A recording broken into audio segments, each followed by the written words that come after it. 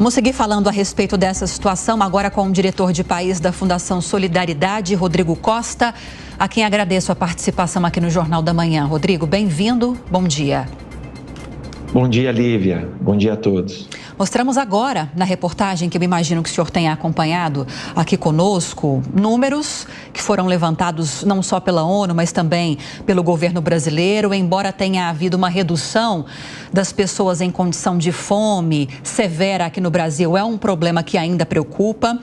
E Lula disse, inclusive, que a fome seria resultado de escolhas, de políticas, né? Escolhas de políticas públicas, adotadas ou não adotadas.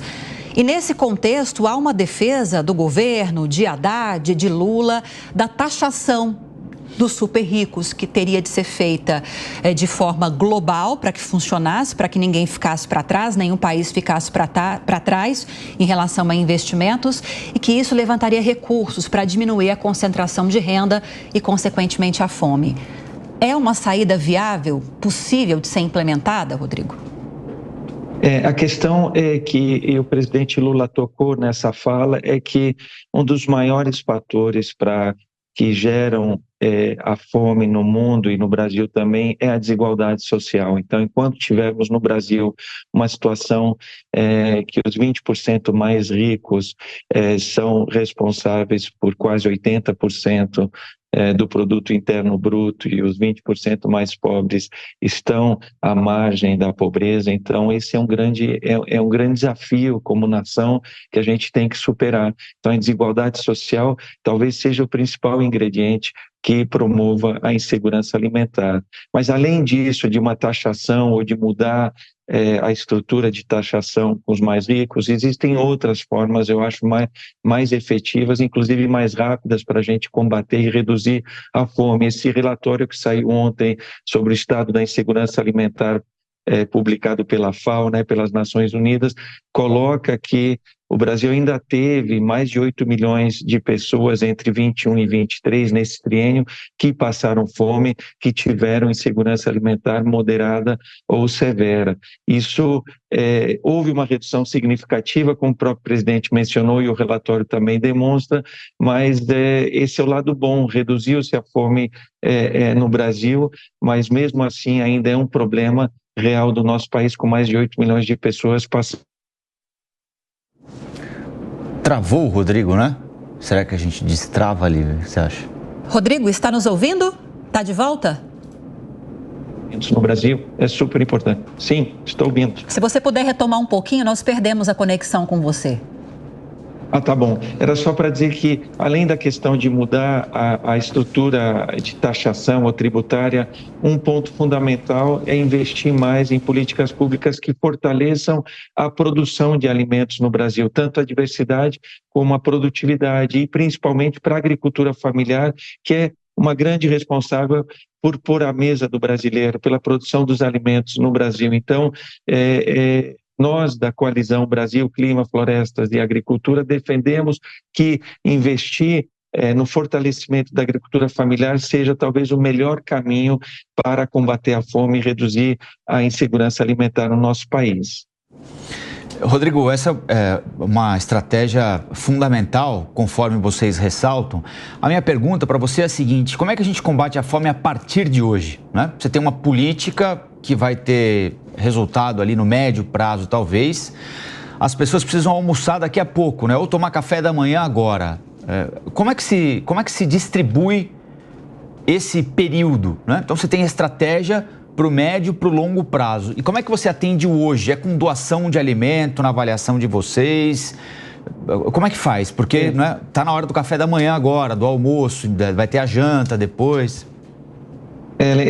Rafael tem toda a razão, porque é um problema agudo e tem que ter soluções imediatas e estruturar soluções mais a médio prazo. De imediato, o que já se fez muito são campanhas como Fome Zero, foi tão conhecido há mais de 2 décadas, 3 décadas atrás, mobilizar a sociedade para atacar a questão aguda hoje, mas isso não é o suficiente, a gente viu isso historicamente. A gente precisa, além disso, investir no fortalecimento, por exemplo, da assistência técnica do crédito rural para a agricultura familiar, para que a agricultura familiar possa ter melhores condições de produzir mais alimentos e alimentos mais diversificados e alimentos melhores a partir de hoje, com certeza. Para vocês terem uma ideia, menos de 20% de todos os agricultores familiares recebem algum tipo de assistência técnica, algum tipo de apoio na produção. Então, 80% da produção feita pelos pequenos produtores está desassistida de assistência técnica. Então, conhecimento, tecnologia,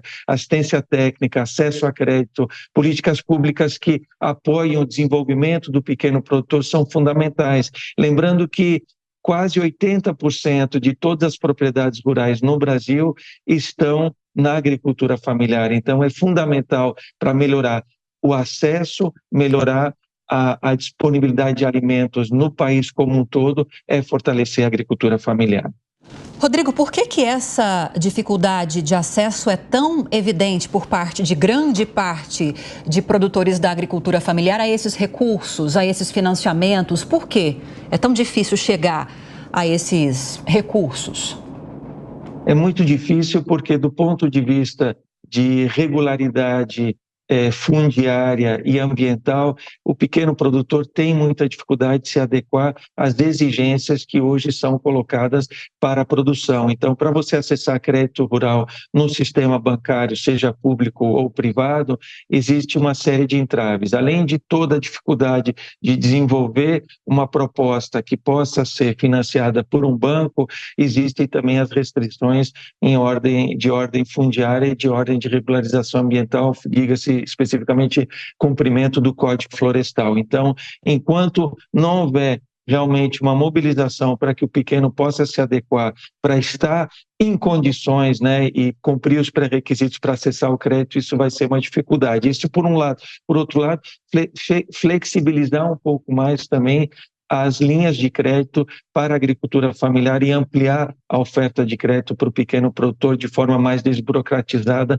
seria fundamental, porque tendo acesso a recursos lá na ponta, essa transformação, essa modernização da agricultura familiar pode acontecer, o que vai se refletir em mais alimento, em mais produção, em melhores alimentos. Eu só queria enfatizar que nós estamos diante das mudanças climáticas, o desafio da produção no futuro diante de eventos climáticos extremos, seja secas prolongadas, seja inundações, e o pequeno produtor tem que se preparar e se adaptar a essas novas condições climáticas para poder continuar produzindo. Isso se faz através de uma assistência técnica adequada, através da transferência de tecnologia para o pequeno produtor também.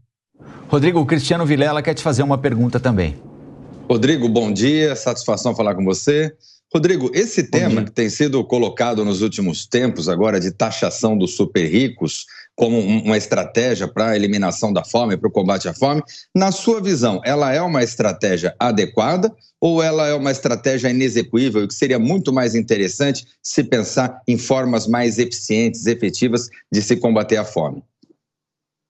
Ela pode ser um ingrediente importante, mas ela não é o único ingrediente e ela não vai resolver a questão da fome. Como eu disse anteriormente, isso pode ser uma medida combinada com outras medidas e, principalmente, a gente tem que atacar a origem do problema. A origem do problema é a disponibilização e a distribuição de alimentos no país. E melhorar a distribuição e a produção passa pelo fortalecimento da agricultura familiar. Para vocês terem uma ideia, a agricultura familiar, o pequeno produtor, é responsável pela produção de mais de 50% dos frangos e ovos, mais de 60% do leite no Brasil, 30% da carne no Brasil e mais de 50% dos porcos do Brasil, do feijão, do arroz, é uma parte significativa. Então, para a gente garantir a oferta e uma distribuição melhor de alimentos no Brasil, a gente precisa aumentar as estratégias de fomento e de incentivo à agricultura familiar. Sem isso, vai ser muito difícil a gente mudar esse quadro